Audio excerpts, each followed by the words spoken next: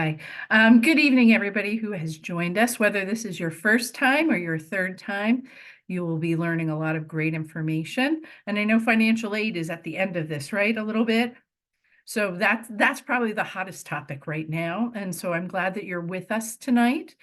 Um, I want to welcome you as the Director of School Counseling, and I want to make sure that you know that this will be recorded and will be up on the College and Career website next week.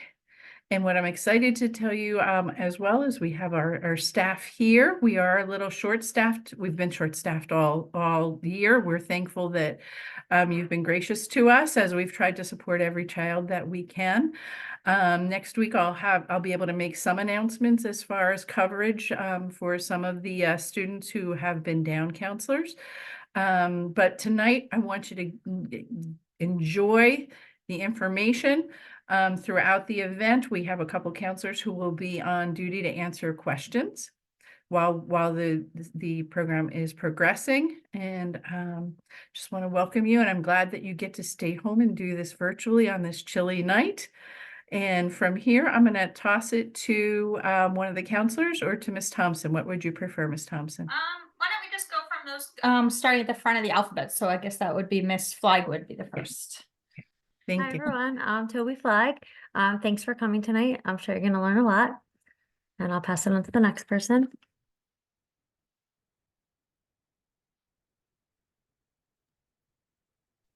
Hi, I am Chris Casa, and I am happy to have you all tonight. And same as Ms. Flag, I hope you learn a lot tonight, and we'll all be happy to help in the chat. Good evening. I'm Jaleesa Williamson, one of the school counselors at HHS. Look forward to working with the students and parents. Enjoy. Hi, everyone. I'm Karen Sayer. Welcome and Happy New Year. We're all here to help you, so enjoy the presentation. Hi, I'm Fernando Torres, one of the school counselors here. Excited to help in any way that I can. Hi, I'm Kristen Regetz, also one of the school counselors here. A Happy New Year and looking forward to working with you all this school year. Hi, everyone. I'm Sarah Johnston, another school counselor, and I'm looking forward to working with you and your students. Hi, everyone. I am Aziza Hassan. I'm also one of the school counselors, and I'm very excited to work with you and your student this year and next year. Right. Thanks, everyone. And I'm going to let these guys hop off and they'll be helping out. Folks, if you have questions throughout the presentation, you'll see there's a Q&A at the bottom. They'll be able to help answer questions. They'll either type in a response they'll publish back to you, or alternatively, they might say that they're going to answer that I'll be answering that question live as we go.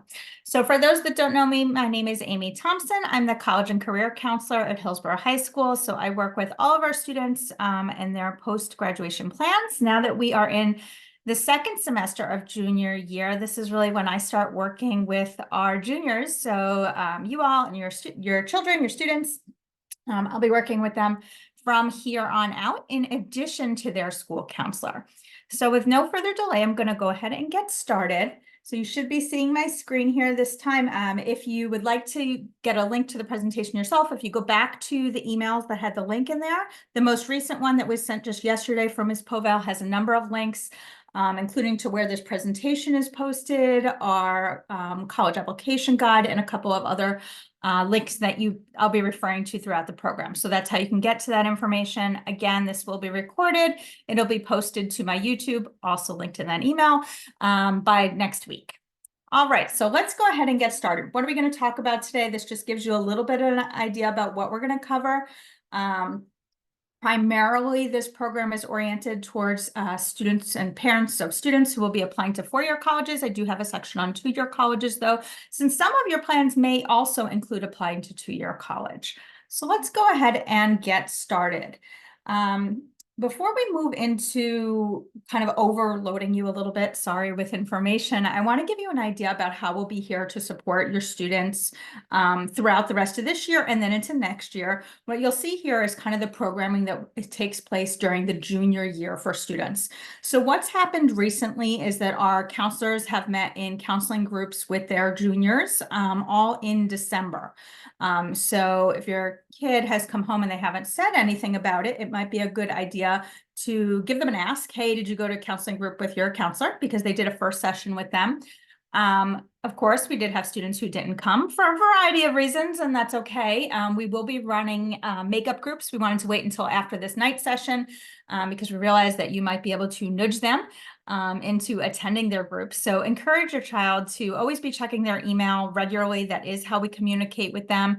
And that if they're invited to a group, that they go. If they can't attend at the time that that group is happening, they can reach out to their counselor, because we do always have another session. They can either go to another session with their counselor, or they can hop into a group with another school counselor, because we're all giving the same presentation and we all follow the same process. This sort of gives you an idea, though, of what's going to happen throughout the rest of the year. We'll move through scheduling next. I'll do another round of groups with our juniors. We'll be talking about letters of recommendation, applications, things along those lines. We do have later this year both a college fair and an evening college panel presentation. If you haven't attended the college panel in the past, that is always a very popular one. In terms of college essay writing, that's going to happen right there in the English classes also this year. And then also myself and the counselors are available for individual student and family meetings upon request. We do kind of fit them in amongst and around all the other things that are happening. So scheduling, testing, all those other things. So sometimes you might need to wait a little bit, but we will get you in at our next availability. This is some of the resources that are referred to frequently. I'd also recommend, if you're not following me on social media, that's a good thing to do, especially a lot of the students will follow me on Instagram. So they can kind of keep up to date on what's happening and maybe important announcements and get some questions answered when they've got a moment. All right, so let's talk a little bit about what college admissions is looking like today. So there's a lot going on, a lot of kind of news in the media. You might hear a lot that is kind of scary, either from the media or from friends and family who've been through the admission process in the last couple of years, about really kind of like horror stories about how terrible it's been. I feel like things are more difficult than they used to be. A lot of things have changed, but I do really truly believe students can still have a successful application process while maintaining kind of balance and sanity through the process. It is stressful, but it doesn't need to be exceedingly stressful. The more organized students are, the more intentional about where they're applying, I do find that they are having successful results. So some things to note, so sort of some hot topics, test optional. You may have heard terminology around that. Right now, I can confirm it is true that at most schools, SATs and ACT scores are not required. We'll talk more about it later, but let's tell you that one's true. It is true that application numbers are up at most schools. What that comes from, a lot of it, is that there's a higher number of students applying to colleges and they're applying to more colleges. So what that means is everybody's application numbers are up. It makes it really difficult for colleges to predict who might actually accept their offer, because, right, if a kid's applying to 6 schools or 12 schools or 18 schools, they can still only go to 1. And so it's hard for schools to determine which students are going to necessarily commit to come to their school.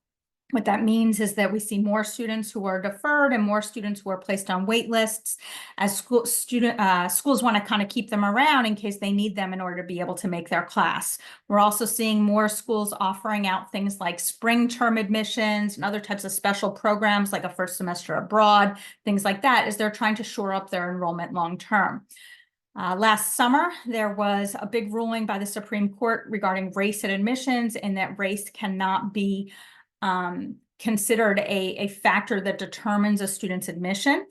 There have been some shifts in higher education because of that. So I've kind of listed some of the early shifts that we're seeing here. Some schools have dropped legacy admission. We've noticed that some of the highly selective schools have decreased their reliance on early decision in an attempt to be more equitable to all applicants. So they've reduced the number of students that they're taking through that binding early program that just finished out. We're seeing additional and new kinds of essay questions, more regarding students' identity, their role within the community, because while race itself cannot be the factor that determines admission, it can still be considered in the context that it has influenced a student's identity and shaped who they are and what they've done. So students can still convey that information in essays and extracurricular activities, et cetera, and admission offices can take that into account in that way as they seek to maintain a diverse class. We are seeing an increased emphasis with applications numbers going up and many students being highly qualified. One of the big emphasis is on fit and a student's appropriate net fit for that university and whether or not the college can see them at that institution. So you're going to hear me talk about fit throughout the presentation tonight, as that's really a key factor for students. Do want to kind of give you an idea of when we talk about like where do Hillsborough students go. This just kind of gives you an idea about where our students are going. Typically, our students will enroll at a couple hundred different schools. We send out so many applications at our school. Typically, we're probably up over about 4,000 at this point. Applications have gone out the door, if not more. But again, students can only go to one place. These are some of our most popular places. This is from last year's class, the class of 2023. And then this year's class, the class of 2024, we do have some early results out there. Our students have heard from more than 200 schools where they've been offered admission already, and we're in January of the senior year. So your junior, this time next year, quite likely will already have acceptances. That's what we're really hoping for them. And you can get an idea here about where our students have heard from, where they've gotten some acceptances this year. They're super excited and ready to move on to the next step. And I know many of them are very, very happy to be through the application portion of their senior year and kind of awaiting results and figuring out, going through that excitement of where they're going to go next. So let's talk about kind of a college search. I really advise that when students are just, and families are just starting out, and you're trying to figure out like, how do we even put schools on like a college list? How do these other people seem to know how to start? What I really encourage students and families to do is to not start by looking at specific schools, because where I find that some families and students really struggle is that they'll come up with a school and then they're trying to fit what they want to be what that school has, rather than figuring out who they are, what they're looking for in a college, and then finding colleges that fit them. And that's how we get to a place when I'm looking at a student's list and I'm seeing zero commonalities amongst the school there. And that's because a lot of times those students are really looking more at the name or the reputation of the school, and they're not really considering, does that school even offer my major? Does it have other things that are important to me? So what I've got here, if you go to the presentation, will be some different kinds of worksheets students can do to help do a little bit of self-reflection and really focus in on what's important to them. So I think students need to think about, is it important to me that I interact with professors? Is it early on in my college career as a freshman or sophomore? Do I want that professor to have a clue whether or not I show up to class that day? Because let's face it, if you're in a class of 400 or 500 students, the professor has no idea if you show up that day. They might get to know your name if you make it a habit to go to office hours regularly. But you're one face in a very, very large lecture hall. And that's right for some students, and it's not right for other students. Really thinking about, what type of environment am I looking for? Is school spirit something that's important to me? How far I want to be from home? What about weather? All different kinds of factors along those lines, but also just kind of internal factors, thinking about what they want in a college experience. Students also need to give some thought to what are their academic plans in college. And one of the things that I think students get scared by a lot is the fact that it feels like their peers all know what they want to do and they don't. And as adults, we're on the other side of things, and we kind of know that while people might think they know what they want to be, that might change.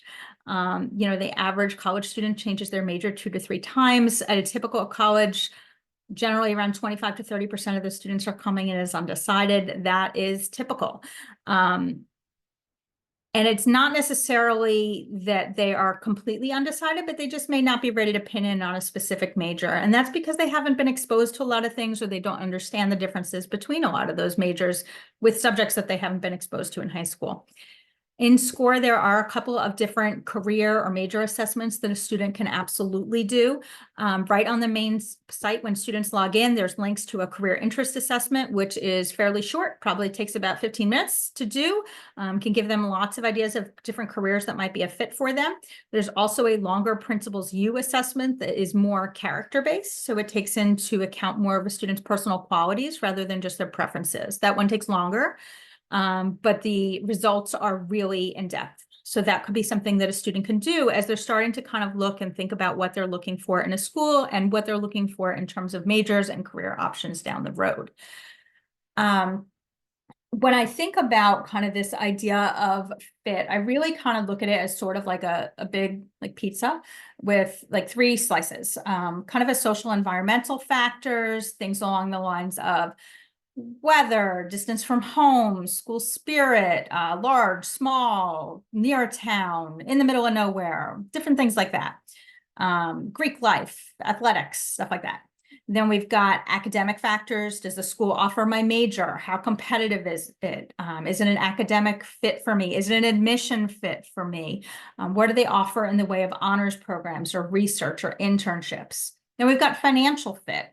What is the cost of going to that school? What do merit scholarships look like? Return on investment, the value as is valued for your family. And for different students in different families, these pieces aren't going to be equal. So for some families, maybe they are, but for some, you know, academics going to be the biggest part of it. I have some students that are like, hey, if they've got their my major, like I'm adaptable, I can make it work. It's fine. For some, it comes down to a lot of it to finances, and that's certainly understandable. College is going to be an expensive proposition. We'll talk more about that piece later. But you know, kind of varies a little bit for each family. But again, things to kind of look at beforehand. As students are starting to do a search, I've got a bunch of different recommended resources here. We do have SCORE. We'll talk more about SCORE in a moment. Some of my other favorites I've kind of pinned here. I particularly like the College Express lists and rankings. I'm not like a rankings person really in terms of like US News or Poets and Fonts or anything like that. That's not really something I pay a lot of attention to. However, I do like some of these lists here because they're unique. So the way College Express works, and you look at their lists and rankings, it's not a ranking like the #1 best business program, the #2 best business program. It's not about that. There are lists of some like niche majors. So I might be looking at like who offers programs in audio engineering, and they've got lists of some well-known programs in that area. And they have that for different majors, but I also really like their social lists. So it'll be like schools that have some of the best, are the most welcoming to new freshmen, schools that are for the kid that's quirky, schools for the kid that's crunchy granola, schools for the kid that was a jock in high school, things along those lines. And I find that they're really helpful because they're so like personality oriented. And I think that can be really good and a really unique way to get to know maybe a little bit about what that school is like and what types of students select those schools. So I do like those lists. I use them frequently. Many of our families also like my high school admits by GPA lists presentations. I update that every year. So that one, which is linked in the class of 2025 application guide as well, if you go there, is really listing for students kind of by like a GPA band at Hillsborough High School. Where have students applied, where they've been accepted, where they've been waitlisted, where did they attend, where were they denied? So for instance, from the class of 2023, for students with GPAs between like 95 and 98, where did they apply, where did they get in, where are they going, et cetera. And that can be really helpful to get an idea about where your student really kind of like falls amongst their peers, kind of contextualize them among the group and kind of get an idea about like what places are realistic And also give some other ideas about, you know, what other schools you might want to look at that are kind of in that same range. If you're more of a book person, I can tell you that most people really like the FISC guide. College Board Princeton Review, they all have guides. For students with learning differences, there is the K&W guide. That is a really good paper book if you're looking for something like this. Pro tip, a lot of this stuff is usually available in the Somerset County Library system. So if you're not looking to spend money on it, go to the library and take it out there. I do really recommend that families and students visit at least some of the schools they're applying to. And realistically, you know, most of our students are not going to be able to visit, our families are not going to be able to visit all of the schools that are on their list, but I like to see students start out their search by visiting some schools so they can get a good sense as to what they're looking for, whether that's whether what they thought they wanted is what they actually want once they get on a college campus. Also for families where parents, you feel like you're kind of into this college thing and your kid's really not quite there yet, I encourage you to try to get them on campus this spring, because I think that it makes it a lot more real. And I do find that they're a little bit more engaged when they're seeing what's in front of them, when they're like right there and they're on campus, then it really seems real. And I find that they're more likely to get engaged. I'd also encourage you to try to include your child in the visit planning. So if you're thinking ahead now and you're like, hey, we want to plan some college visits around spring break, which is a wonderful time to go and visit. And if you're thinking about doing that and taking like a spring break trip to visit some schools, I'd encourage you to start to look in the next couple of weeks at planning that and booking reservations, because not surprisingly, most of the schools on the East Coast either have off the week we have off, or they're off the week after that. And so I'd encourage you to start booking those tours because they do fill up. So you can visit schools in person, there are open houses, there are walking tours, etc. If you're looking to do the online thing, a lot of schools offer virtual visits, but there's also this program called the College Tour, which is available if you have an Amazon Prime membership, and it's also available online. I think they're in their like third season, and they do these like hour-long specials about schools. And they're really good too. I've watched a couple of them. So that's another way to kind of check out some places, especially some places that are far away or maybe places that you haven't heard of. So let's kind of shift gears. Now you've done all this work and you've kind of done some, you know, self-reflection, and you've thought, you know what, maybe I want to consider starting in the direction of a two-year school. So some things to know.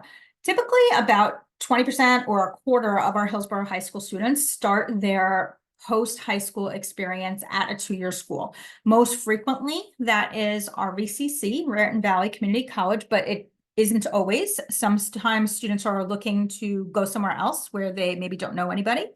Sometimes they're looking for a two-year college with housing, because yes, those exist. They may be playing a sport at a two-year college, so they're looking to go to a specific one, or perhaps Raritan Valley doesn't offer the program they're looking for. So they're looking at one of the other New Jersey schools that's in the surrounding area, Union, Mercer, Middlesex, etc. In terms of the community colleges, I think one of the big concerns is always like, I don't want my kid to go to community college, and then when they go to transfer, their credits don't transfer and they wind up in school for 5 or 6 years. Can that happen? Yes, that can happen. How does that happen? Most frequently, because a student starts in a program and then they try to finish in a very different program. So perhaps they start in a program that is like a liberal arts and sciences associate's degree, and then they try to transfer to a school for something like engineering. So sure, and then they go to transfer to, you know, Rutgers or something for engineering. There are 60 credits are going to transfer, but the problem is that it's not the right 60 credits because they haven't taken the prerequisites. So it's important for students to try to, if they're going to start at the community college level with the intention to transfer, to try to narrow in fairly early in their college career on what schools they might be looking at, and also in what they want to major in. So they're taking the right courses in their first 2 years at RVCC, and so that they're seeking advising from the advising system there. There is a great site out there, njtransfer.org. It is between the community colleges in New Jersey and all of the four-year schools. And basically you just pick where you're starting, where you want to go, and what major you want to do. And it literally tells you exactly which courses to take and how it applies to that four-year college's, for instance, general education curriculum. It tells you what the choices are. So it'll tell you, like, if I want to go to Rutgers School of Arts and Sciences for psychology, let's just say, fine, you put that in, and then it'll tell you, you'll click on like historical analysis, and then it'll tell you, like, these are like the 8 classes at RVCC that you can choose from in order to satisfy this requirement to make sure that's done when you transfer over to Rutgers. So always encourage students to do that. The other thing that community colleges offer a lot of are trade programs and other programs that are really designed to be 2-year career programs. There aren't a heck of a lot of trade schools in this part of the country. There are a few, especially around auto, but that's kind of it. There's not a whole lot else out there. So a lot of those programs are housed within the community colleges within the state of New Jersey. 2-year schools do also have athletics. They have financial aid. They have honors programs. And as I mentioned, some of them do have housing. So some of our students have gone to Northampton, which is over the border in Pennsylvania, over by Easton. There's a bunch of State University of New York schools in upstate New York that have both 2- and 4-year programs. We've had students enrolled there. Very popular. We probably have 3 or 4 students each year who go through the Rowan University Choice Program, where they live on campus at Rowan University and South Jersey, but they take their first year of classes through Rowan College of South Jersey, which is one of the community colleges down there, used to be Gloucester Community. It allows them to pay the tuition rate of the community college for a year while paying housing for 4-year schools. So it's kind of a good marriage of that 2-year, 4-year route. And it's great for a student who perhaps is either looking to save money or a student who is not super happy with a lot of their 4-year options, but they really kind of wanted that 4-year college experience. That's a good marriage between the two.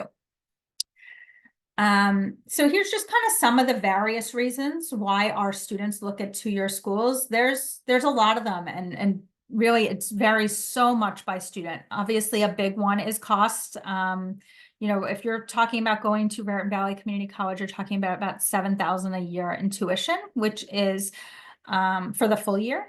That doesn't include housing. Obviously, that includes a student living at home, but that's going to be saving something on the order of at least $10,000 a year, if not a lot more. Also know that for students who are in the top 15% of the class at the end of their junior year, those students will be eligible for the New Jersey STARS program, which gets them free tuition for Raritan Valley Community College. So typically, to give you an idea about where that top 15% falls, it is typically a weighted GPA of somewhere in the neighborhood of 101 or higher. So that kind of gives you a ballpark idea.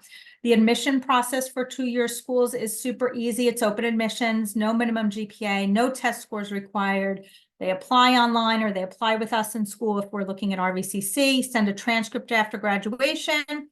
There's either placement tests or they can use SAT scores if they've got them. And that's pretty much it. It's kind of a done deal. RVCC also does have an excellent honors college, and it's popular for our students who are near, you know, kind of in that top part of the class, that they may be pursuing 4-year college and also applying to the RVCC Honors College. So they're kind of keeping both of those doors open until they make a decision about whether they want to take that 4-year path or looking for an honors college experience at RVCC. They do have information sessions throughout the year. Their advisor is fabulous. I wish I could clone them and have them everywhere. And I encourage students who are interested in the honors college and families to attend one of the honors sessions that RVCC has on their campus throughout the year.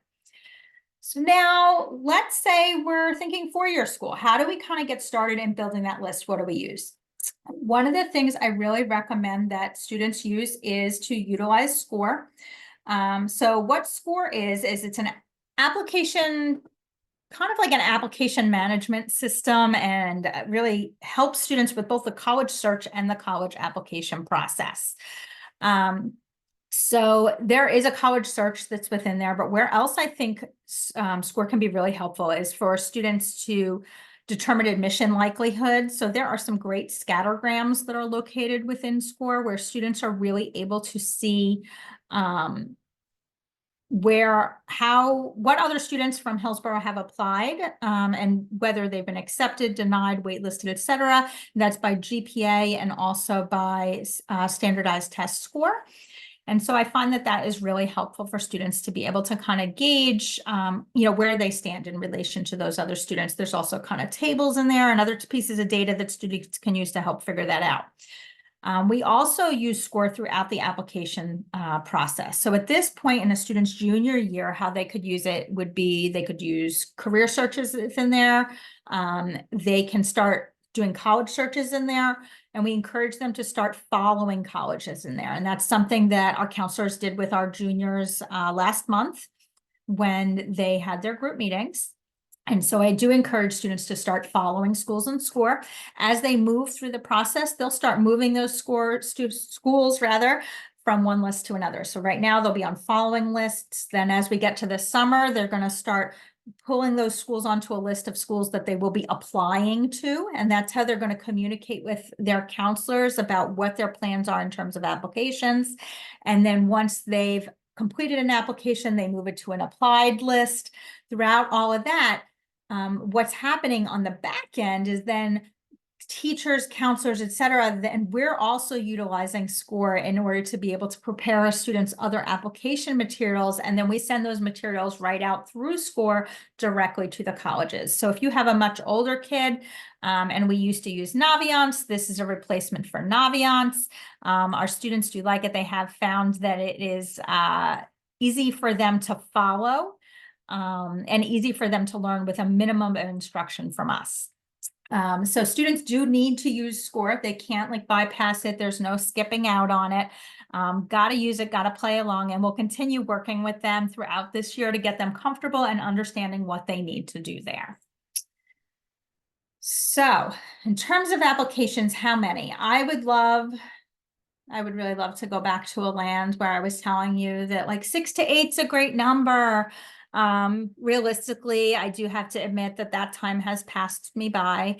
I find our students are applying to, and everybody else's students are applying to more schools than they used to. I would say most Hillsborough students are falling somewhere within that 7 to 12 range. I feel like 7 is probably on the lower end of what I see now. I see a lot more that is in that 11 to 12 range. Can students get by with applying to a lot less? Yep, absolutely. Definitely recruited athletes. It's usually a one and done for those students. Sometimes I have students who are applying to an academic match or a probable school. They know they're going to get in. They apply early. They get in. They know they can afford to go there, and that's the end of it. And they're done. And they don't apply anywhere else. And you know what? That's fine. I encourage students to really kind of this is a place where they got to run their own race and do what's right for them and try really hard not to be influenced by the noise around them in terms of what their peers are doing. In terms of longer lists, I am seeing more longer lists. I would say it's becoming more common to see students with lists in that 13 to 16 range. I would say, when students are coming into that range, what I'm looking for, though, is that list well constructed or is it out of balance? And we'll talk a little bit more about balancing a list in a second.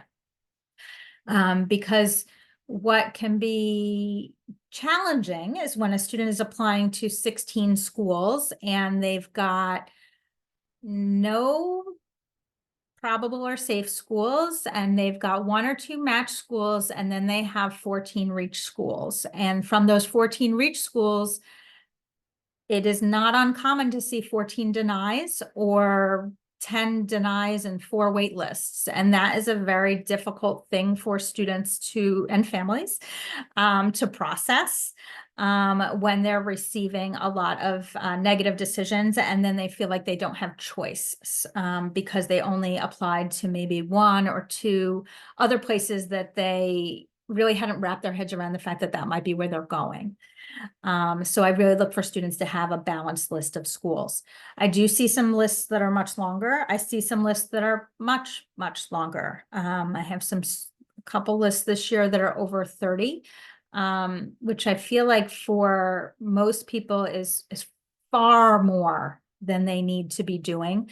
I generally find that students who have lists that long are some of the ones who meet with the least success in terms of their admission results, as they have spread themselves really thin throughout the application process, probably haven't written the world's best essays because they were just writing too many of them.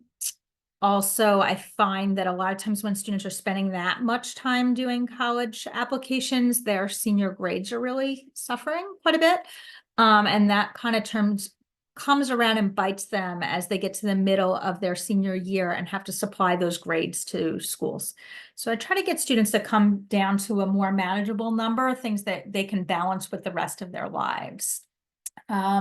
Just to give you a little bit about, those popular schools I mentioned earlier, let's give you an idea about, for Hillsborough High School students, who's getting into those schools. And these numbers that you see here are for the class of 2023, because it's too early to really know yet what we're going to see for the class of 2024. And so what you're going to see in that second column where you see that GPA, that's the average Hillsborough High School weighted GPA of admitted students. So what's important to note is that is an average number. That does not mean that a student with a GPA below 98 is not getting admitted to Rutgers, New Brunswick. What it means, though, is that that's kind of in the middle. And so we have students with 107, 108 GPAs that are getting admitted to Rutgers, New Brunswick. Similarly, we have students in the lower 90s who are admitted to Rutgers, New Brunswick. Realistically, I see very few students below 90 admitted to Rutgers, New Brunswick. That number is going to continue to creep up as their applications are going up and Rutgers is getting more selective. One thing that's important to know about Rutgers is our state university. You see, we send a ton of applications there, like 260, or I think it's even higher this year. So about half the class applies to Rutgers, New Brunswick.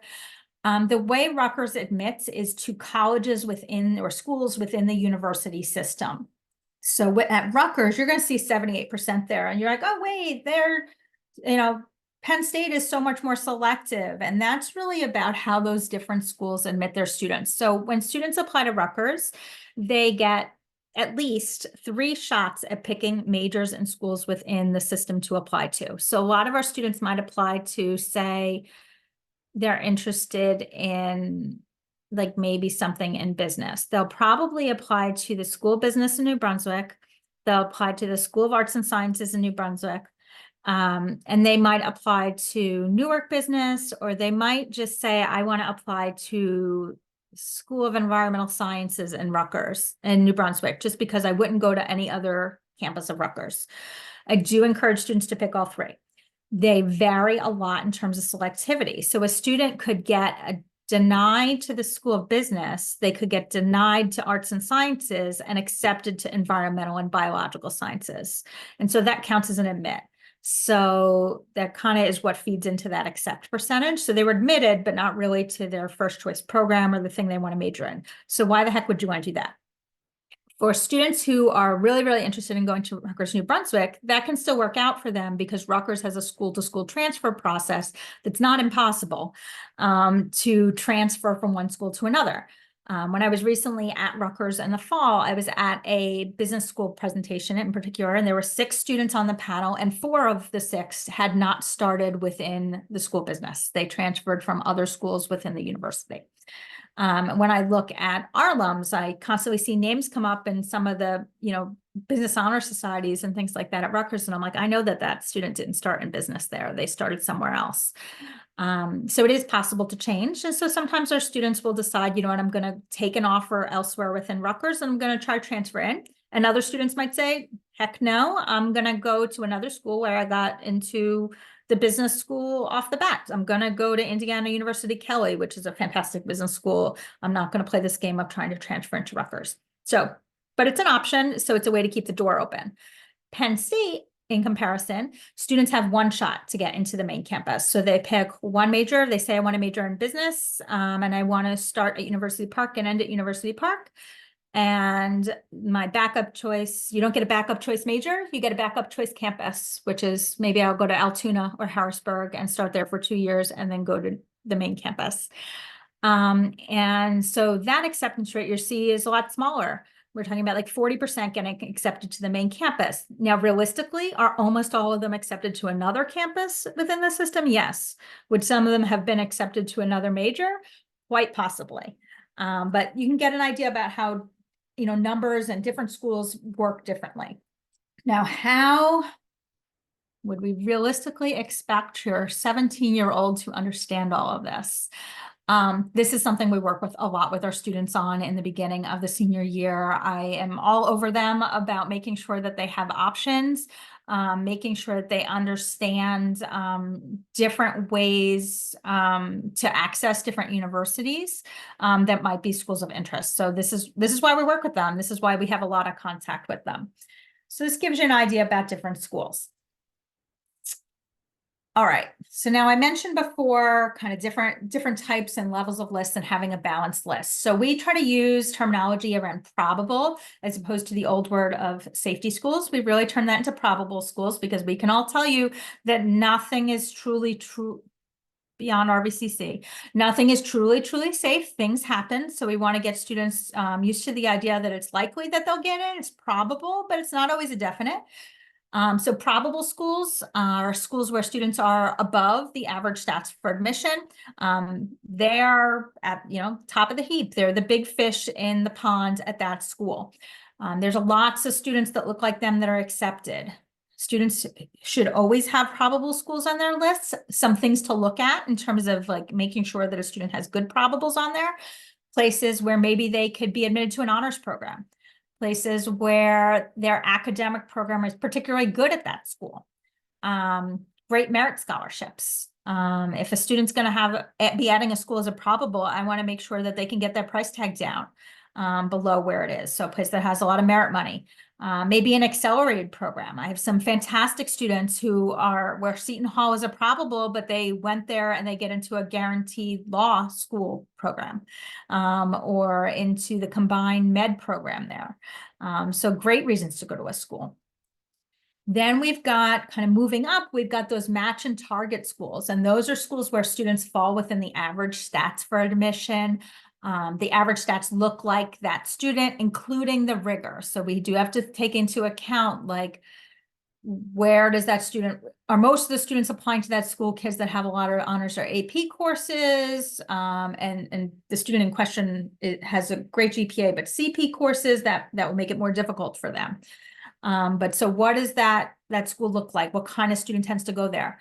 In terms of match schools, I would say schools that have admission rates that are 15%, 17%, 12%, they are not match schools for anyone, even those of our students who are at the top of the class.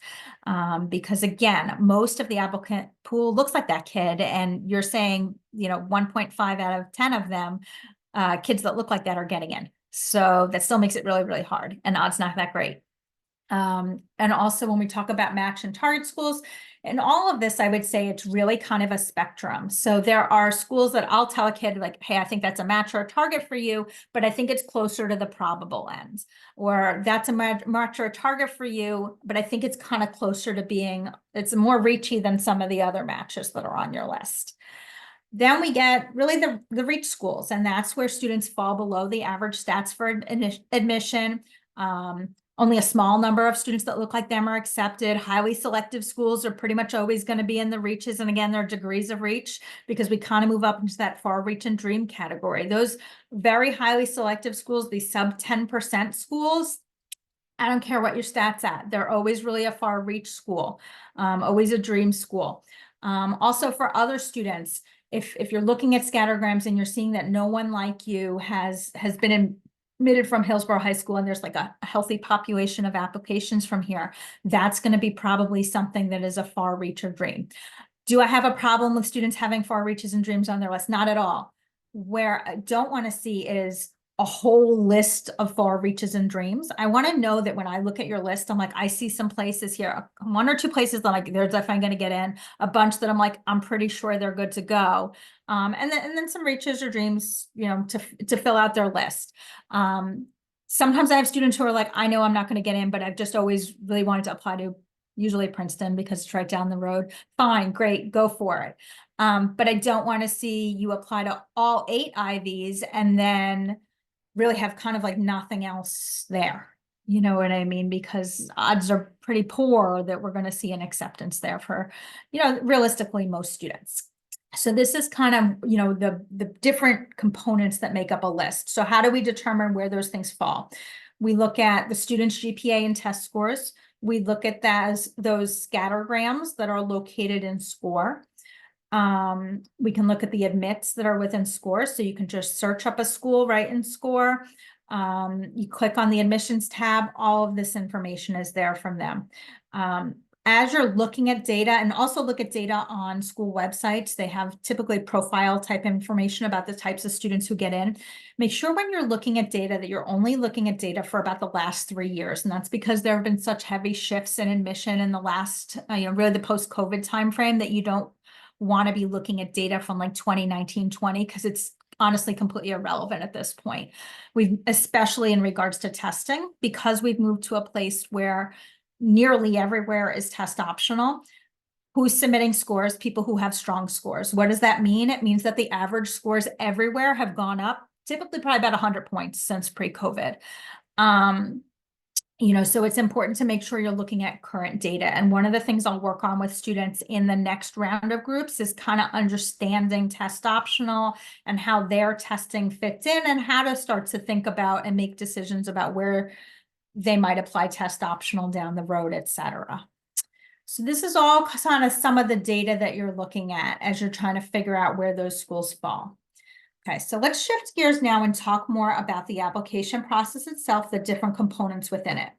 So as a student is applying to a school, the first thing they need to do is they'll fill out an application. When do they do this? Students can begin their applications in the summer technically they can start some of these applications now. A student can create a common application now and they can start on it. Do I think that's the best use of their time in January of their junior year? No, not at all. Please don't do that.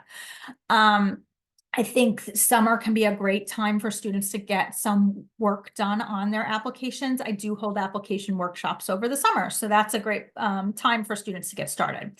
There's different ways for students to apply. There's a common application, which is accepted by, several hundred schools, maybe 1,000 schools, where a lot of our students are applying to most of their schools using that application. SCORE itself has an application. That's a way to submit applications, and some schools have their own application.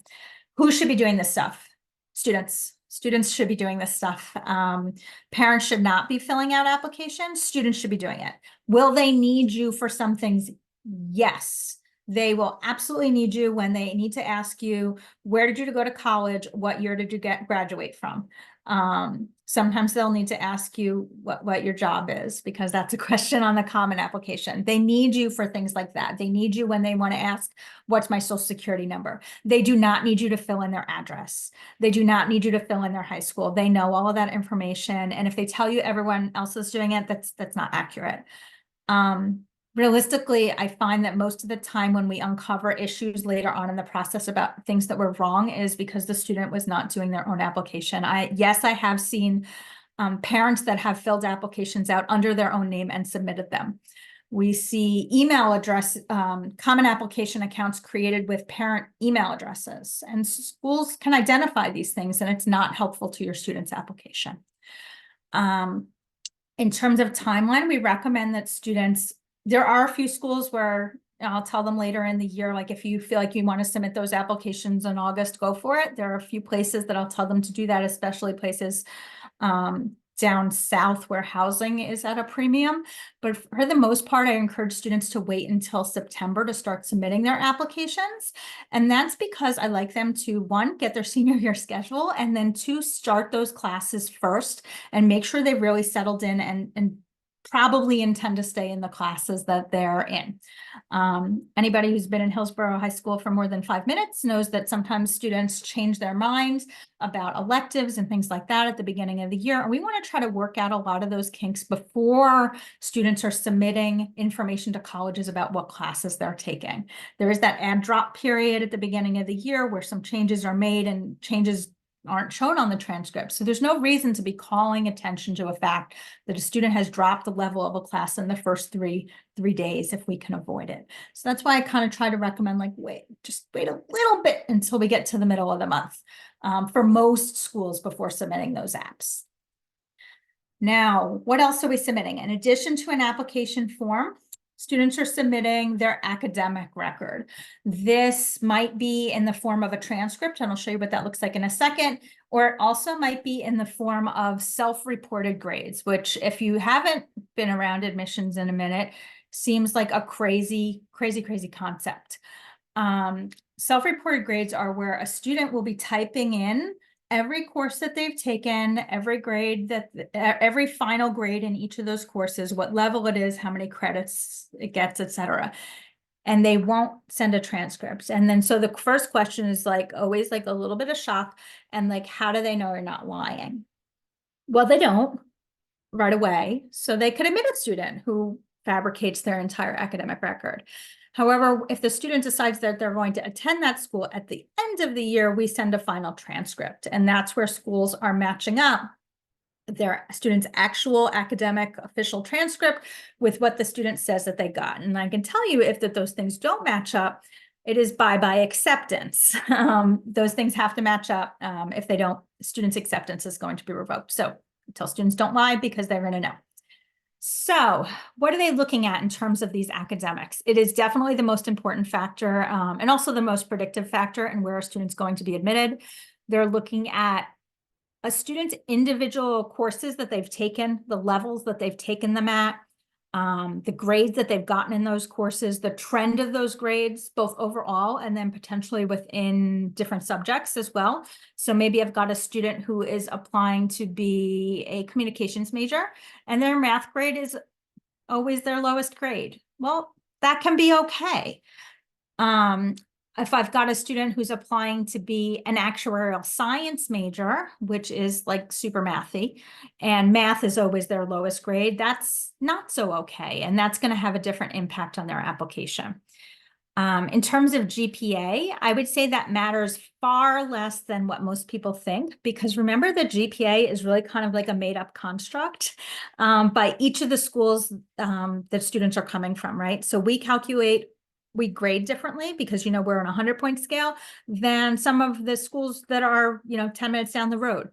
Our GPAs are calculated differently. We weight courses differently. So everybody does things different.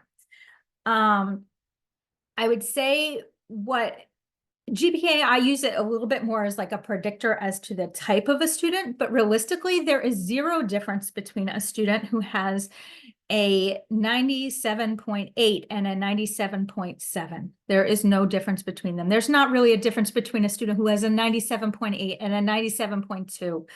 They're at the end of the day, that kid at Hillsborough is like an A- B+ kid. It doesn't matter what you call their GPA. So what they're looking at is those courses, and they're looking at that more granular level, especially they might be looking at what's related to the major that the student is looking to take.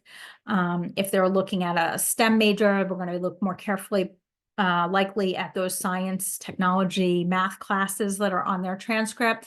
They're going to look at what the student took versus what's available to them, both in terms of number of the courses, difficulty of the courses, etc. Has the student taken what is required by the university in terms of number of courses in that subject? So if they require 2 years in the same foreign language, has the student met that requirement? And then they all have other numbers which are recommended. So, they might require 2 years of a foreign language and recommend 3 years of a foreign language. This is a great time for students to be doing that homework as if they've already got schools on their list about what those schools want, because they can take that into account when they do their scheduling.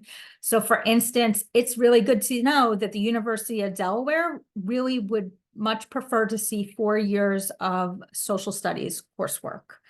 And so that might be a reason that a student might pick up half a year of sociology and half a year of government and politics next year, or where they might take AP micro and macroeconomics, because that's social studies. But if a student knows that now, then when they're making their course requests next month, they can make sure to include those courses. What we're looking for in terms of a senior year schedule is that a student needs to be intentional about what they're taking. One, intending to like meet the graduation requirements, right? So they got to make sure they got English, PE, and any other grad requirements they haven't met. Think about taking a good, healthy load of academic courses at levels and amounts that are appropriate for that individual student. Remember that it is a marathon, not a sprint in terms of senior year. Senior year is 10 months, just like junior year. It's a long time. So for students who, sometimes I'll see students try to like load up a lot on very rigorous courses, but that can really backfire for you because you need to be able to perform in those classes once you're there, because almost every student needs to submit their mid-year grades to some schools, and that can impact your GPA. Also, it impacts your mental health. You need to be able to balance that coursework with your activities, with your work, with your applications, your personal life, etc. Students have to be careful about not overloading. You shouldn't, like, the goal is not to flame out in high school. The goal here is not just to get in school. It is to, be a healthy, balanced young adult ready to transition into the next stage, not to burn out before you even get to the next stage. So yes, we want it to be rigorous at a level that's appropriate for the student, but not too much so. And again, remember that the ability to make changes in schedules is limited after the end of May, because we build that master schedule based upon what students request in February. And up until now, yeah, maybe it's annoying when you don't get electives, but we probably got, for the most part, got into something else. But remember, in senior year, for most students, the only things that you're pinned into is English and PE. You've got a lot more spots there to fill. And so you want to make sure that you're giving a lot of thought into what you're going to use in order to fill those classes and to fill that schedule out. For those who haven't seen your transcript ever, I really, really encourage you to pull that up. Parents, you can access it as well. It's in the parent portal. I believe it's under grading. And you can access it there. If you're on an Android phone, note that you can never access the transcript on an Android phone. So find another device to use in order to access it. This is what it looks like. And when students and parents see the words like official transcript and you're worried about what does that look like? It looks exactly like the thing that you see, only it has a signature at the bottom and a seal and some other things that actually make it official. All of the other information on there is exactly the same. So what you see at the end of junior year, and my pro tip is definitely, and I'll send you a reminder, right when final grades post this year, I strongly encourage every junior to download a copy of their transcript, because that transcript is going to go down. Access to that will go down throughout the summer. It won't come up again until late August. And when you're working on applications, it's super helpful to have a copy of this transcript so you can start doing things like self-reported academic records throughout the summer months. So this gives you an idea about what a transcript looks like. We've got grades 9, 10, 11, and 12, cumulative information. If you're looking at it and you're like, that GPA doesn't look right, know that the cumulative information from grades 9 and 10 is in the bottom right corner. Sometimes people's eyes kind of go right over here when they're looking at stuff, and it's down here is where the cumulative GPA is. So students, regardless of when you apply to colleges next year, this is the view that they're getting. They're going to see just the list of courses that are in the senior year, and then the grades and levels and everything for all of the years before that. And so that's whether a student applies in September or November or December, or for these early January deadlines, it looks like this. The transcript does not change until February during senior year. And so that is called a mid-year transcript. And then many schools will require that we send a new one at that point. So, but the transcript doesn't update after first marking period. That's not a thing. It doesn't change until the middle of the year. Also, sometimes I see students oh, I'm taking all these classes because I want to help my GPA. I can tell you now that the GPA that schools are going to see when you apply is the one from the end of junior year. So you can take the most advanced classes in the world next year, but they're going to see that you're taking them, and that's great, but that alone isn't changing the GPA. When we send mid-year transcripts, do GPAs change? Somewhat, but generally not a ton, because those classes are only going into the GPA at half a credit value. So they really impact that overall GPA very little. in terms of what that number is. So senior grades are much more, I tell the kids, it's much more about optics. How are you doing in the classes that you're taking? So if you loaded up this transcript with these courses that are on here, this kid's got 4 AP courses in concurrent English, like those grades better start with 8s and 9s, right? So when they start with 9s, that's fantastic. They're A's or mostly 9s. We've got some 80 stuffs in there. So we got some B's, but 80 things look better than 70 things. So it's about optics. How does it look, you know, when a reader is looking at it? That's much more important than did it impact this weighted GPA by 0.03? Nobody cares. They care how they're doing in the class. So keep that in mind when forming schedules. So let's talk about testing. We talked about it a little bit before. What are the different options that are out there? We've got test required schools. And I'll start this by saying we recommend that all of our students who are applying to four-year schools try test at least once in the junior year, because then that gives you a baseline and helps you decide how you're going to move forward.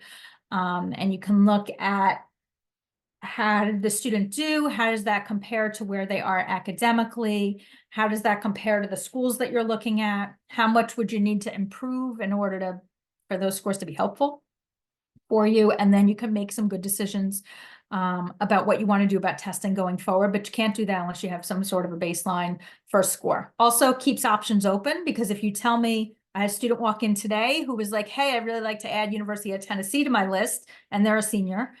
And didn't happen because it's too late and it's past their deadline. But the problem is that anyway, Tennessee requires test scores. And when that student didn't have test scores, so it was going to be a moot point anyway. They couldn't apply. But if they had taken it, they would have at least had something had we not been past the deadline. So there are some schools that require tests, the public universities and the Florida system, University of Georgia, Georgia Tech, those will absolutely require tests next year. Georgetown, they're very test happy. They want all the tests, literally all the tests that a student has ever taken. Georgetown wants those. MIT, Purdue and Tennessee, both started requiring test scores again, the military academies. Is there a possibility some other places might require test scores? Maybe. There are some schools were kind of doing a year-by-year evaluation of their testing plan. Others were doing kind of like 2- and 3-year pilots, and some of those are coming up later this year. So as we move through the spring, some schools might announce updates to policies. So again, you know, it's a good idea to take a test so that you kind of got something and can, you know, make good decisions going forward as more information is released. Then on the opposite end of the spectrum, we've got our test blind schools, the University of California system, Cal State system, Caltech, some other schools. Those are schools that do not consider SAT and ACT scores at all. There's no opportunity to submit them, no go, not part of their process. So we got the opposite ends of the spectrum. Then we got the middle, which is the vast majority of schools out there, and that's test optional. And it's a student-friendly policy, but it can be overwhelming for students because the onus lies on them to figure out, do I want to submit the test scores I have to this particular school? And students can decide per school, do I want to send my scores or do I not want to send my scores? So I might apply with scores to Seton Hall because maybe my scores are 1250 and that's helpful at Seton Hall, but I want to apply test optional to Rutgers because a 1250 is not helping me there. That's going to hurt me if I send those scores to Rutgers. So again, I work with students and we all work with students to help them make those decisions and teach them how to make some of those decisions on their own. Know that there are some schools out there that are test optional only for a certain minimum GPA. For instance, I found out last week, Coastal Carolina is one of those schools. I think they need like a 3.4 GPA to be test optional and everybody else has to apply with test scores. Sometimes it depends on the program. Sometimes there's nursing programs that require tests. BSMD programs, like combined medical programs, those almost always require test scores. And there are some other exceptions as well. Sometimes there are some scholarship programs that require test scores as well. So you kind of got to look at the details. So I encourage you to start out by testing. SAT, ACT, it doesn't matter. Do whatever is best for the student. Something to know going forward, SAT is digital. That's all that there is going forward. They got to take it on the computer. ACT is still paper, but they've got some pilot testing going on for ACT in terms of a digital option. Next test dates are really kind of February, March timeframe. You can register at any time. You have to go online to the testing agency websites. For those that aren't familiar with the testing, students can test at any school. So there are some months we offer testing, some months we don't. You go online to the web, for instance, the College Board website, you see who's offering the test in May, or not. Student wants to test in May, they can go test at Immaculata, Franklin, North Brunswick, et cetera. They can do whatever they want. Also, remember the scores are not the end all be all. I would definitely say the academic record is far, far better of an indicator as to where a student is going to wind up. They can have the best scores in the world, but if their academic record doesn't match, I typically, most frequently do not see them get the admission results that they're hoping for. I just wanted to mention the concept of super scoring, which is a word that you might hear out there. So a lot of students will test multiple times. And so when they do that, most schools out there are going to allow a student to select to send their highest math score, their highest evidence-based reading, and those schools will put those highest scores together to get something called a super score. So if they had a 600 was their highest evidence-based reading and writing, and a 540 was their highest math score from all the tests they tested, then their super score is an 1140, and that is the number that the school would utilize. There are a handful of schools out there that do not super score. They use the best single test date score. So the most popular one for our students is Penn State. They use best single test date. So it's always important that students know what the policies are when they're making some decisions. And again, we help them through this type of stuff next year. And it's one great reason to encourage your students to communicate with us, because we got a lot of information. We can help them a lot through the process. All right, moving on a little bit. Now, what about testing and test prep? That's a big question I get. And, I think one thing to consider as you're thinking about whether or not your child should do test prep is number one, that's out there. Before you think about where they're going to test prep and how they can test prep and how much is going to cost you, I would say I would start looking at where they already are in terms of scores, where's really kind of like their academic record and their GPA. What does that look like? What are the schools that they're looking at and hoping for and you're thinking are good fits for them? What kinds of scores are going to be helpful for those scores for that student? And how far off are they?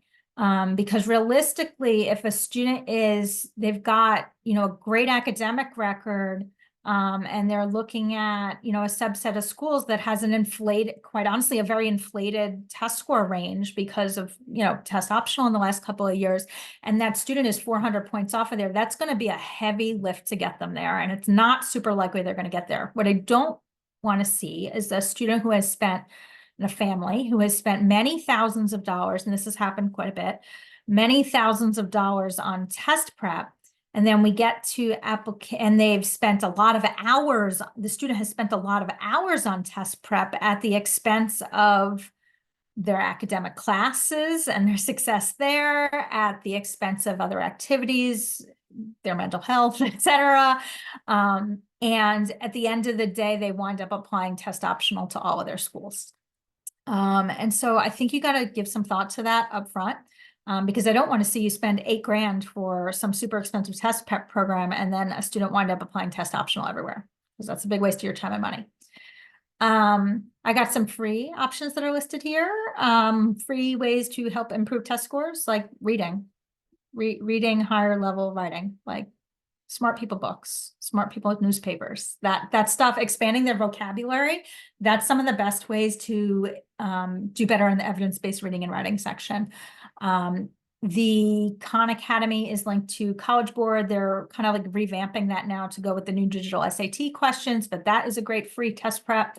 If a student opens the Blue Book app that is located on their Chromebook, that is the testing app for PSAT and SAT, there are free practice tests in there. And that tests using the new digital SAT system. So that's a good practice method. There's apps on the App Store that they can use. There's books, all options out there. They're not super expensive. You can move into the more expensive options. There's taking test prep classes. Those vary greatly in cost, as do private tutors. You could certainly ask around within the community. While we can't recommend anyone per se, we can tell you perhaps where some of our families have, consistently given good feedback in the past, if you ask. All right. Now essay. I mentioned students are going to work on that in their English class this year. That will vary. When that's assigned really kind of varies. I feel like some of the classes start that around end of third marking period, beginning of fourth marking period, and others will hold off and they'll do it after. So like the AP Lang kids, you guys they'll write their essays after the AP exam. It's usually one of the last assignments. Some of the CP and honors courses do it earlier, so it varies a little bit. So they'll work on number 1 here, which is the main essay. So kind of the main essay, usually students will pick a common application essay topic, but the same essay that's going to be submitted to most of the schools they apply to. That's the one they'll work on in English class. Is that going to be a finished product at the end of the year? No. Huge red flag to me when a student comes in September, they're like, I read it all in my English class last year, it's ready to go, because I can tell you, no, it's not. Hopefully you are well on the road, but it's going to require editing. There's more work to be done in order to get that essay to the best position it can be in. Sometimes students will write it and they'll scrap it, but my hope when they do that is that they have used that as a learning experience to figure out what they need to do differently to have an essay that they're proud of. Again, essays are something that I really feel strongly need to be written by students, not parents. We can most definitely tell. I can tell you that my 40-some-odd-year-old writing sounds very different from the writing of my own high school student, and college admission officers know that too. They also do plagiarism checks. They also are looking at things like AI checks. So AI and essay writing is a hot topic, just like it is in school. It's a hot topic in college admissions. I would say that most schools will take the attitude that like they understand a student might use AI to rework a sentence, but it is not acceptable to use AI to write a college essay. And that is not going to be advantageous to a student if they try to do that. In addition to a main essay topic, students might have other essays they need to write. It really depends very much on where they're applying. Some schools don't take that main essay. So for instance, the University of California schools, they have shorter personal insight questions instead. And so that's what a student is writing for those schools. Many schools on the common application, which I mentioned earlier, especially more selective schools, a lot of them will have they'll take that main essay that a student wrote, and then they also want supplemental essays that are specific to their school. Those are very intentional. They reflect the values of the school, very much what the school is looking for. There's a lot of some that are unique, and then others that are honestly variations on a theme. I see a lot of why this college, why this major type essays with slight variations in their wording, but that's basically what they are. Can a student recycle these? Not in whole, no. Because then they're not personal and specific and addressing the fit to the institution, but there are parts of them that they might be able to utilize and concepts from one essay to the next. This is something that students can work on later in the summer months, kind of doing some brainstorming towards some of these supplemental essays as their college list starts to really shape up. And as schools tend to post those essay topics in the beginning of August. It's one of the greatest resources out there. I'll refer to it like a million times, is the collegeessayguy.com. That man is a saint. He has a million free resources. I love free resources. Lots of videos, lots of podcasts. When his stuff is free, it's really free. So sign up for it. Whenever you get something like he's doing like a webinar or something, it's like always recorded. So if you sign up, you get the email. You'll get the recording. If you're not able to attend, he does really fantastic stuff. So that's my best resource there. Now we've got letters of recommendation. important to know, not all schools are going to take letters of recommendation. Some of them don't accept them at all. So when students apply to Rutgers and they apply to Penn State and lots of other big schools, no letters of recommendation are accepted under any circumstances. So that's a big, big no. That being said, for most students, their list is going to include some schools that don't take letters and some schools that do take letters. So we tell them that they'll need to prepare to add that their counselor is going to write a letter for them, because we almost always have to write it for all of our kids applying to four-year schools, and that they should plan to ask for 2 teacher letters of recommendation. So the counselors are going to require some things from them in order to give some input into those letters of recommendation. That is helpful for all of our counselors, both new and those of us who have been here longer and have known the student for longer, but it is a way for a student to help impact what content goes into that letter of recommendation. One of the things that students have already, learned a little bit about is that we've asked them to collect teacher input, and ask 2 teachers who are not going to write them a letter of recommendation, but 2 other teachers, ask them to complete a feedback form with information for the counselor that the counselor could incorporate into their letter. So students were already asked about that in that first group meeting, but we'll remind them about it later this year, because inevitably a lot of them didn't do it. That's okay. It's a journey. We'll get there. What's the timeline for all the stuff for the counselor? We like them to get it done over the summer. It's really like the #1 thing that holds up college applications and things from going out on time, is not giving us what we need to write those letters of recommendation to complete those applications for students. We'll have students ask for 2 teacher letters of recommendation. We'll talk to them about that process during March counseling groups. It's really, really important, though, that students are not kind of like going rogue and asking for like 4 and 5 letters of recommendation. Why? They're very rarely going to be able to use all of those. They're not going to be able to read them. So letters of recommendation are confidential. Students not going to be able to read them and pick and choose which ones they want to send. Also remember that we have 580 to 600 students, and many of them are asking for letters of recommendation. And when we have students who are asking for 5 and 6 letters, they're taking up a lot of time from our academic faculty, and that sometimes prevents other students from being able to get letters of recommendation at all, because everybody's got a limited amount of time. It takes a really long time for Ms. Betancourt to write 34 letters of recommendation.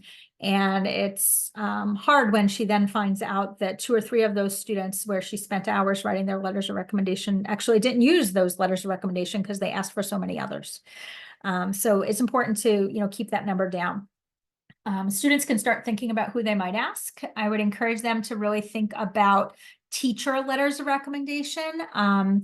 Especially if a student is applying to more selective institutions, they want those to be academic classroom from a classroom teacher, and not just a classroom teacher, but from an academic subject. So English, math, social studies, science, world language, those are the academic subjects. I would say that, that's what a lot of schools are looking for. I would say less selective schools, if a student knows that they're applying to less selective schools, I think that they can often get away with asking for 1 teacher letter from an academic area, and maybe 1 teacher from what's considered to be a non-academic subject. So a business teacher, another type of elective teacher, etc. Exceptions around here, my arts and music crowd. You're probably going to have really specific arts, music, theater. You're going to have specific requirements about who those letters of recommendation need to come from. And those may, especially if you're looking at BFA or Bachelor of Music programs, and those who I'm talking to, who I'm talking to. You folks probably aren't, they don't necessarily want your academic letters at all. They really want those folks who are specific to your discipline. So it's going to vary. We'll talk more about it, but it's okay for students to start thinking about it. Generally, we want to look towards teachers they've had from the more recent end of the spectrum, as opposed to others. And I see a bunch of questions popping in. I'm not answering, the rest of my colleagues are, but I see some questions popping in, 3 or 4 of them, about what about outside letters of recommendation? It depends. There are some schools that will accept outside letters of recommendation, but a lot of them do not. So I would really say that before a student looks to, and they count differently. So in college admission land, or most of them, we've got a counselor letter, and then there's a bucket for what are teacher letters, which are like people who had you in an actual classroom. And then there's a bucket for other types of recommenders, and that would be club advisors, mentors, an employer, a coach, etc. Some schools accept other letters of recommendation, but they generally don't count the same as a teacher letter because that's a separate bucket that they're filling. So if a student's getting maybe an employer letter, they're still going to need those teacher letters. It can't take the place of a teacher letter. What I would generally encourage if a student is looking to use outside letters of recommendation is that they first get a sense of where they're applying and take a look at whether those schools are going to accept them. Because if they're applying to a whole mess of schools who aren't going to accept the outside letter of recommendation, then there's not a point in asking for those letters of recommendation. So a good time to ask for those. For teacher letters, we really like them to ask in the junior year. Students really struggle to find people in the fall of senior year who are still willing to add on letters of recommendation. But for outside letters, I find that most students will ask those folks at the very beginning of their senior year, and it's not a problem for them to get them to them in time. Remember that if you're asking your boss to write a letter of recommendation, they're not writing 35 others. They're writing yours. So it doesn't mean they're going to like write it for you to submit tomorrow, but if you ask in mid-September, they're not going to have a problem producing that letter in 6 weeks in time for a November 1st deadline. Whereas a teacher who has 27 other letters that they're writing, it's just not going to happen in terms of that timeline. So we'll talk more about it, but just to kind of get the wheels turning. And then we've got all the other things that affect college admission. So these aren't necessarily like specific parts that get submitted in the same way that those other things were, but like extracurriculars, leadership, students going to convey that information on their application. Students ask me like, should I have a resume? Most schools are not looking for a resume. That information is really intended to be completed on the application itself. That being said, now is a great time for students to start pulling together information about their extracurriculars and the things that they've done. And they can put that in a resume format for now because they might need it for something. Or they can just start it in a Google Doc and start writing down what they did, when they did it, and what they did. In that organization, and that information will come in handy next year as they start to put together their applications. Some students are going to need auditions and portfolios. If a student's a recruit athlete, that's going to affect their admission. Other things that affect what a decision might be, how a student applied, early decision, regular decision, etc. I'll talk a little bit about that in a second. Sometimes demonstrated interest matters. So what that means is some schools care about whether you've visited. Some schools care about how many of their emails you've opened, about whether you've emailed them, about how else you've engaged with them throughout the college search and application process. Other schools don't. But I'll be honest, some schools do. So for instance, a student who's looking at Case Western, I'm like, you better have demonstrated interest or good luck getting admitted in early action because it's probably going to be a defer. So some of those things matter to some schools. Also, legacy status. And that is generally when we talk about legacy, a legacy is someone from your immediate family who has attended that same institution. So does that matter admissions? It depends. Rutgers does not care. I'm an alum, so is my husband. So are like most of my closest friends, right? Like, so such huge numbers, it doesn't affect admissions there. Some other schools, having another sibling who went there or a parent who went there matters. Sometimes my honest answer is, well, is your name on a building? Because that's when it would matter. And that's always when it would matter most. Sometimes when it matters depends on when you apply. So for instance, historically for University of Pennsylvania, UPenn, being a legacy only can impact when you apply early decision. And that may have changed this year, but that's been kind of their policy all along, but it doesn't impact a regular decision. So it's different things for different schools. Institutional priorities. So institutional priorities matter. A school might be trying to build their program in music production. So more kids might be admitted to music production that wouldn't have been admitted if they applied to another major.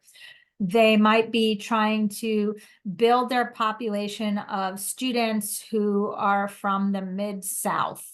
Well, we're not from the Mid-South, and there's nothing you can do about it. They might need some violin players, or the field hockey team might have just had a goalie who transferred, and so they need a field hockey goalie. Well, so those are things that matter in admission, and they're not things that a student can do anything about. So some of admission is things a student can sort of control and, has to do with them. And some of it honestly has nothing to do with the student themselves. And so it's important to kind of keep that perspective throughout the college application process. All right. Said I'd mention early decision and early action. Early decision is when a student applies early, and it is a binding agreement. So a student applies early, they can only apply one of them if they get in, they're attending that school. Early action, students apply early, but they are not bound to go to that school. They still have until the end of later in the senior year to decide if they're going. Regular decision deadlines are a little bit later, usually more around the December, January kind of time frame.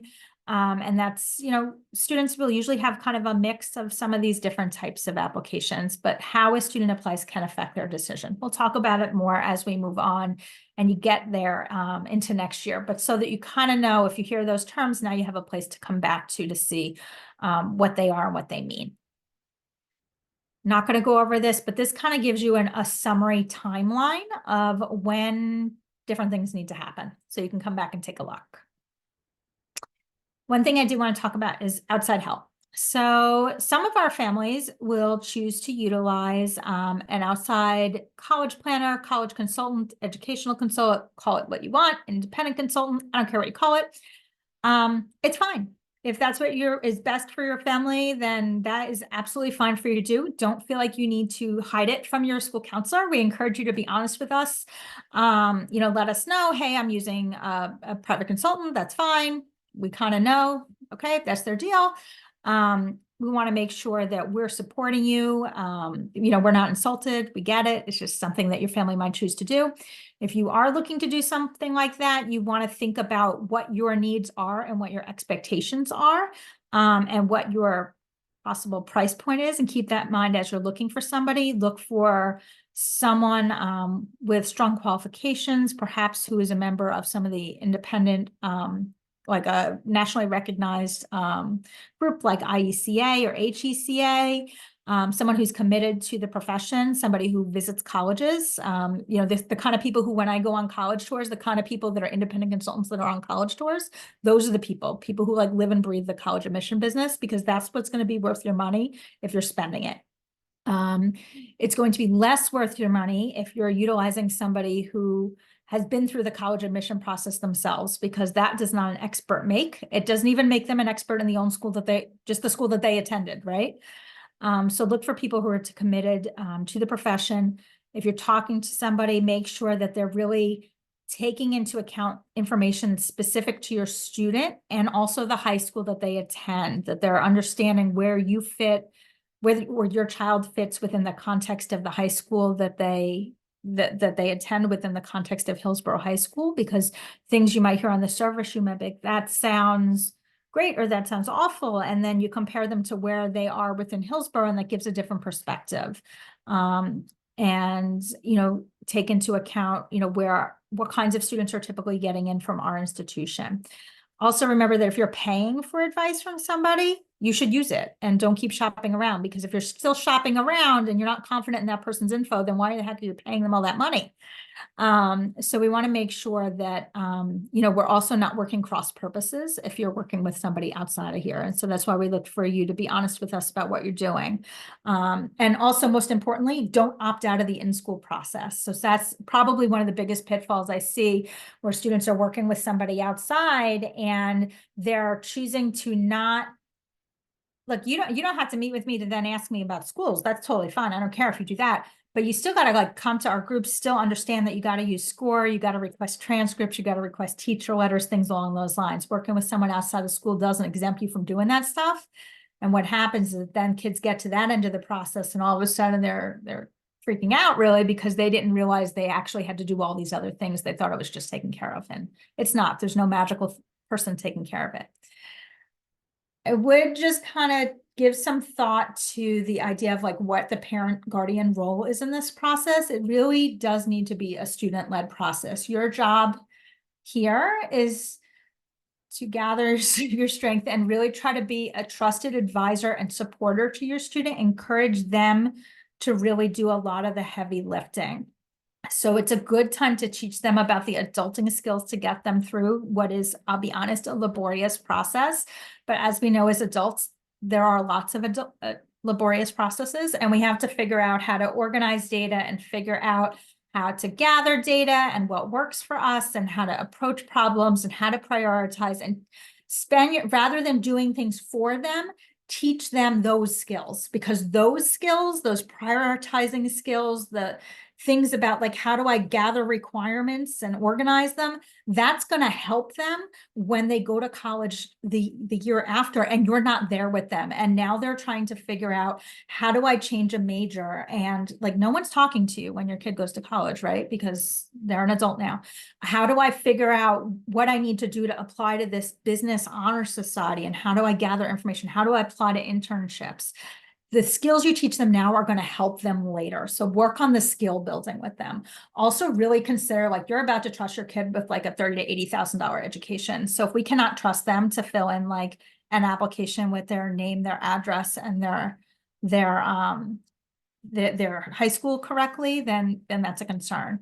Also consider that when a student is really not engaging at all, they may be telling you that they're not ready for this process, and they may be telling you that they're not looking for the same thing that you're looking for in terms of their post-secondary plans. They may be thinking like, I'm not ready for a four-year school. Like if you're feeling like you've got to do everything and drag them all the way through the process and on the high school, and we're also dragging them all the way through the process, I would stop and sit for a second and think a little bit about what's going to change when they get onto that college campus, if they are not self-directed enough to be able to do some things before that. What is going to change when now they're independent? And they may be telling you like, I'm not ready for that. And so I'm looking for a slower start and I'm looking for a different path. So make sure you're kind of hearing sometimes some of the things that they're not saying. All right, now the part that you've been waiting for with bated breath, how much does this whole thing cost? Yeah, so how much does it cost? When we talk about the cost of attendance to college, we've got tuition and fees. Those are paid directly to the university.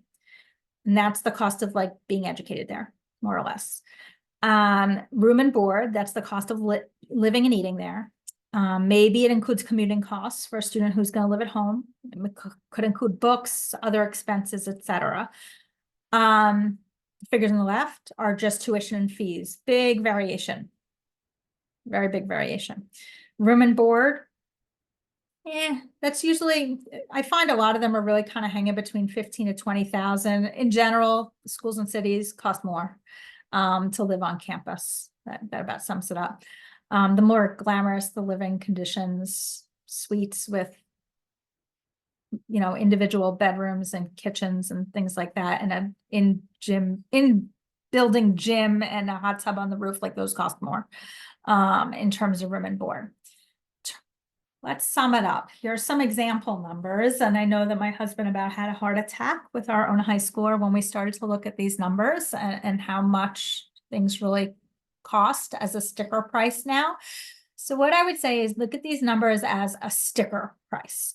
So some schools, most of our students are paying the sticker price or something very close to it. Some of these schools, our students are generally not paying anywhere close to that sticker price. So when we talk about, I'll pick a couple. Rutgers, who gets money to go to Rutgers? Rutgers has some pretty decent need-based aid.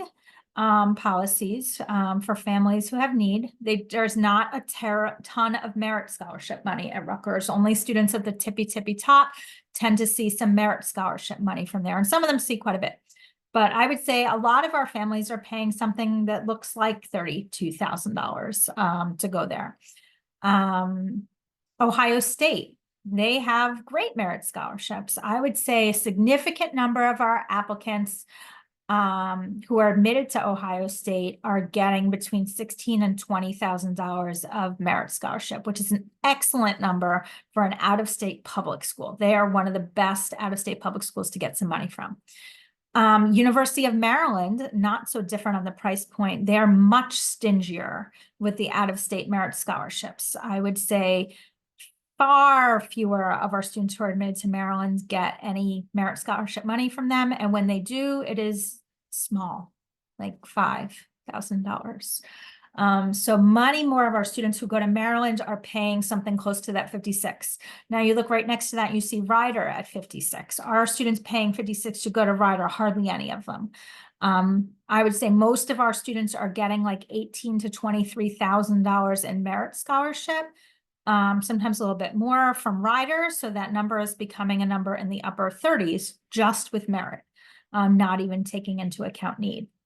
Some of those ones at the very top end there, some of those schools don't give merit money. So the only money they will give will be need-based money.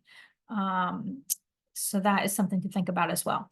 In addition to these numbers here, expect that when you're looking at a cost of attendance on a school's website, that the number is going to be like $5,000 to $7,000 more, because they're going to add in some of this slush fund money of like books, supplies, transportation, things like that. But this is like direct costs to the university. So that gives you an idea about the range of them. But as I said, sticker price does not necessarily equal what you're actually paying. So what types of aid we got? We got merit aid, what the student has done and what they have to offer to the school. And then we have need-based aid, which is based on what the college and the federal government thinks you have in terms of assets and money. So let's talk about merit-based aid, because that's a little bit more fun. That could be based upon a student's, depending on the school, based on GPA or calculated GPA by the school. Maybe test scores go into it, things like leadership, activities, special talents, those things all could go into merit scholarships. It depends on the school. In general, keep in mind, students are going to get merit scholarship money when they are a strong applicant to the school. So those schools where they are on the higher end of the admission range are a place where they have a better chance of getting merit scholarship money.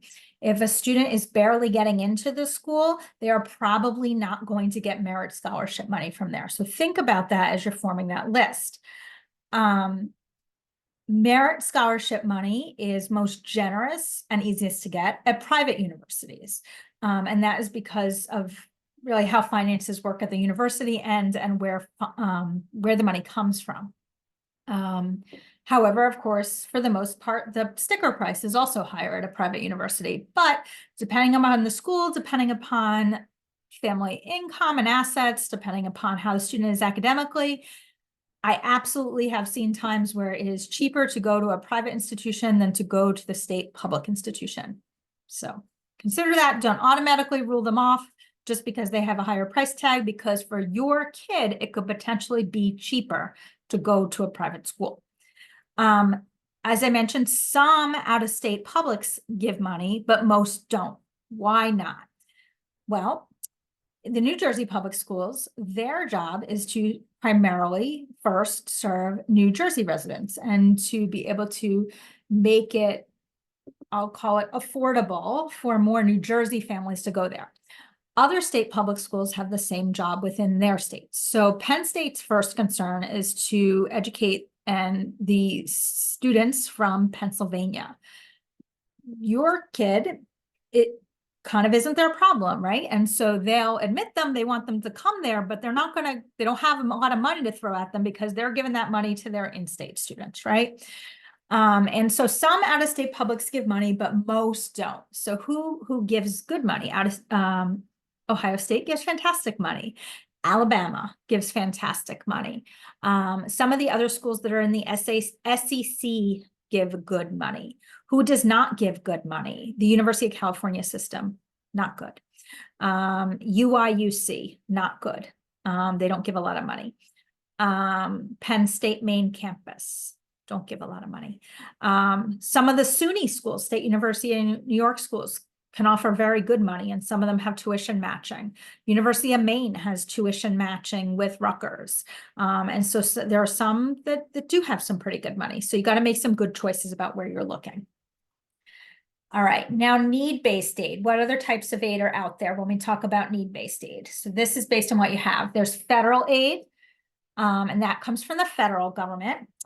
Realistically, I would say that if you would consider yourself middle of the road Hillsborough family, or above, then your family is going to get $5,500 in federal loans, and you won't see any other federal money.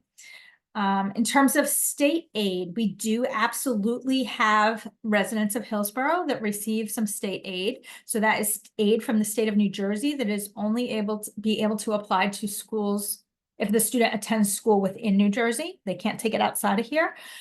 So families who qualify for those things, attending a New Jersey school is automatically, really going to get to a cheaper price point because they can access some of the state grant money.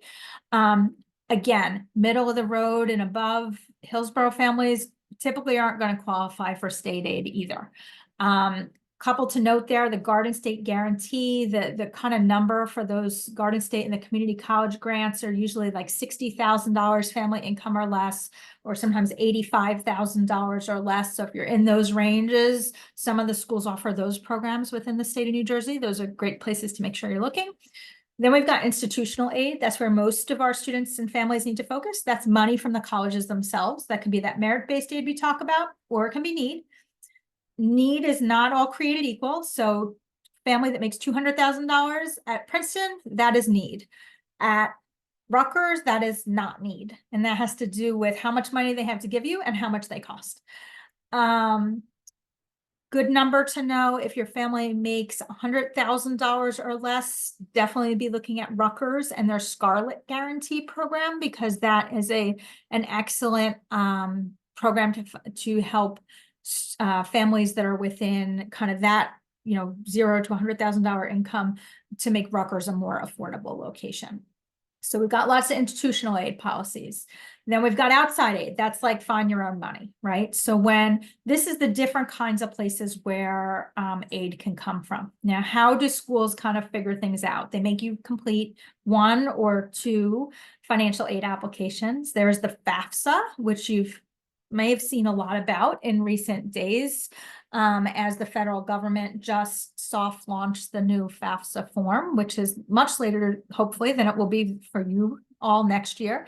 Next year for you all, that FAFSA should hopefully be open up on October 1st, which is when it normally opens up. That is the federal free application for federal student aid. You open it up, you can complete it starting in October. You'll send it to colleges. There's some highlights on like what kind of information is included on the FAFSA.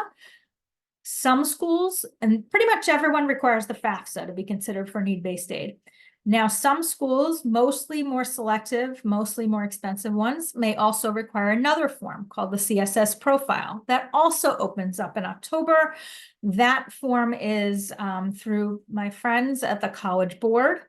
That requires much more specific information and also more comprehensive information. So the FAFSA, if your family is separated or divorced, only the information from one of the households will go into the FAFSA, but when you're completing the CSS profile, oftentimes it will also ask for the information from the non-custodial household as well. So again, some things to take into account as you're shaping a student's list, depending upon your family circumstances, might be, whose information are they going to use when they're determining financial aid. So how does the aid process work? Generally, in the fall of next year, your child's going to be completing their application. And while they're busy doing that stuff, you all can get busy doing the financial aid piece. So starting in October, you can fill out the FAFSA, possibly also the CSS profile.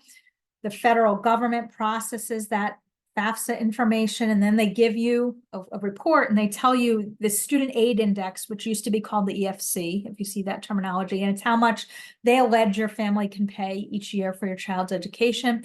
Colleges get all of that info. If you filled out the CSS profile, they get all of that info as well. Then they determine what your need is. They're looking at the cost of attendance minus your student aid index, how much they think you can pay, and then the gap, if there is one, is considered your need. And CSS profile schools will use their additional info to do some tweaking in here. This is kind of like a high level view of how it works. That need can be filled first using merit money you probably already got offered. So if you are one of those kids that was admitted to Rider, you got 20 grand in merit scholarship that they told you about when you were admitted, then that 20 grand is the first thing that fills that need spot. And then they see, is there more? Okay, well then everybody gets $5,500 in loans. So that goes into that need spot. Is there more? And then do we have more that we can give this kid to fill that? So some of the schools that you're looking at, you might see that they meet need. That means they're committed to bring that need number down to 0 through some combination of merit aid, maybe some grants, maybe work study, maybe or maybe not loans, depending upon the school's policy, et cetera. Other schools don't meet need, which means they're not required to get that number down to 0. They'll try to do the best they can, and they may or may not have anything to do it. Those out-of-state public schools like Penn State, they're not meeting need for you. You know, typically most of our families there, you're getting like that $5,500 in loans. If you qualify for Pell Grant and things like that, you'll get that there, but they're not going to give you any more than that. They're just going to leave you with what's called a gap, which is like they know that they're not making it affordable to you, and they're all right with that, basically. After a student's admitted is when they get a financial aid package from the school. So they may or may not get a merit scholarship at the time they're admitted. And then they'll get a financial aid package. This year, things are weird, so don't listen to like senior friend families about timelines about money this year, because it's all different. Next year, it'll probably go more back to normal. So you'll get that financial aid package sometimes right after being admitted, sometimes a month or 2 after being admitted, but that's when you kind of find out how much it costs. You're not telling school that you're going there until you see how much it costs. So that kind of sums that up. All right, so what can you do now? I'd encourage you to go and look at the Federal Student Aid Estimator, College Board EFC calculator, start to get an idea about how much people think you can pay. Look at net price calculators that are found on school websites that can help you see what you might pay at that particular school. It is very eye-opening.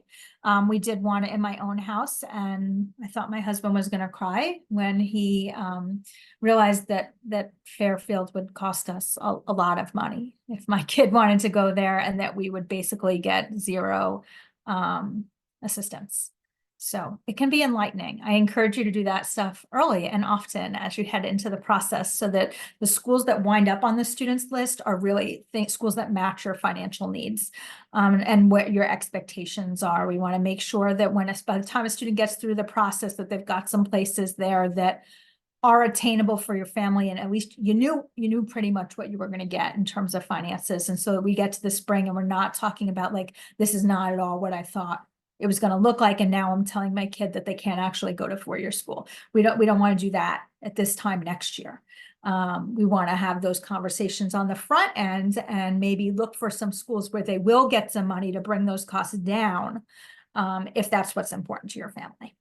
There is a full financial aid night video. If you did not attend financial aid night, you can watch it and get tons more detail about financial aid, especially the FAFSA process. So I encourage you to do that if you want. Terms of scholarship, know that most scholarships are really for high school seniors. The scholarships that I see at this point, like if you're like, hey, my kid should be a junior, they should be applying for scholarships right now. Know that what's out there is either one, highly competitive scholarships, like the Coolidge Scholarship, very competitive. Lottery style scholarships. So like the College Board does these opportunity scholarships, which are basically like if you participate on their site, you get automatically entered and they pull X number of names each month. So there's that style. And then more like contest style things like essay contests, video contests, photography contests, things along those lines that might have a scholarship with them. So that's what we really see for juniors. Next year in senior year, that is when there's other types of scholarships for students to apply to. Really, for the most part, we shift to that around December or January of the student's senior year. I have a lot of listings that I publicize for them as ways to look for different types of scholarships. Know that the biggest scholarships that your kid is most likely to get, though, are going to come from those colleges themselves. So a lot of this is around looking at the schools that award money and making sure that some of those schools are schools that are on your list so that you're setting your expectations appropriately. Right. So the good news is we've reached the end. Everything that I've said tonight is going to be recorded. So if you're like, I totally blanked out, went for a wander during part of that, or got sucked into a TV show, that's fine. You can go back and view it on YouTube afterwards. I do have a listing here of our school counselors. If you know who the school counselor is and you want to reach out to set up a meeting later this spring, you can absolutely go ahead and do that. For those students at the front end of the alphabet, as we mentioned, we'll have some information soon about who those kind of fill-in counselors are going to be. What I would say is, especially if your kid's at the beginning of the alphabet, make sure they're checking their email. Those students might be getting an email from a counselor name who is not familiar to them. So they should make sure if they get an invitation from, say, Ms. Hassan to attend a group meeting, like they should come, that really is intended for them. We want to include them and make sure that they're, with everybody else in terms of making sure they're getting all the same information. So just encourage them to tune in for emails and communication from all of us, not just who they think their counselor is, I would say. All right, so thank you so much for attending. I'll answer any more questions that come through, but otherwise have a fabulous night. And thank you to my wonderful colleagues who've stayed on and been answering questions throughout. Thanks so much, folks. Have a great night.